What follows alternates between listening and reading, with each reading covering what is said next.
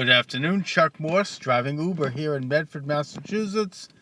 I'm listening to MSNBC lauding Elizabeth Warren for her vicious attack on Senator Jeff Sessions in the hearing, where she just rips apart his personal character, makes ugly accusations claiming that he's got something against black men and women, which is a damn lie, and has been shut down appropriately by the Senate from attacking a fellow senator in such an ugly way. But Elizabeth Warren really is quite a character. She's been called upon to do this, and she gets away with it because she genuflects to the left. Yet I wonder how many women now are in the grave because of her work for Dow Chemical when they screwed these women out of settlements in a class action suit as they sought justice for the toxic material that emitted from breast implants into their bodies. You know, women who became sick. They went to get justice from Dow Chemical, and what happened? Dow Chemical brought in good old Elizabeth Warren to screw these women and make sure they never saw any compensation for their illnesses and their pain. I could go on and mention a few other examples of where she screwed working people out of money who were trying to collect from their insurance company for asbestos poisoning.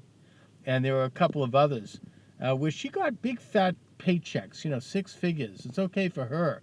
She made $11 million on her tax returns in 2000 and I think it was 15, the last year that they were made public. And yet she, you know, bloviates about the millionaires and billionaires. Who do you think she represents? I mean, this is a woman who complained to the U.S. Senate about a nominee for an office, saying that that there was an inaccuracy on their application. You know, that this disqualified them, that there was something that was not exactly true. Hello, what about Harvard and her claim to be a Native American so she could get tenure? Or UPenn, where she did the same thing. You know, she refuses to release those records to the public, so we can't know. But Harvard even was embarrassed by those revelations. And even the Boston Globe was critical when she was running for the Senate, you know, claiming she was Native American. While in other applications, she didn't. She claimed to be white. So it depended upon, I suppose, which led to an advancement. And by the way, her attack on Donald Trump for his real estate deals, you know, she started her fortune by flipping properties in Oklahoma City, where she made herself and her brothers and family members a nice fat pay, and in the process turned out a woman from her home whose husband was serving in Iraq, and she was turned out with her baby.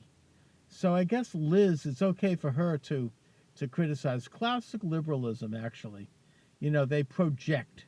Sometimes what they're screaming the loudest about is what they're actually doing. I've noticed this. You, as my listener, might notice this as well. When you start seeing liberals get all piped up like Elizabeth Warren does, get up on their hind legs and start howling, take a look at what they're talking about and take a look at who they are and what they've done. And then ask yourself, are they really a champion of anyone but themselves and their own interests? Elizabeth Warren is just that kind of hypocrite. Now, I know that you get a lot of hypocrites on the left, people who, and on the right, I suppose, too, in some cases, people who like to, you know, present themselves as something other than who they are. But Elizabeth Warren really takes the cake. She's beyond just hypocrisy. Anyway, thanks for watching, everybody.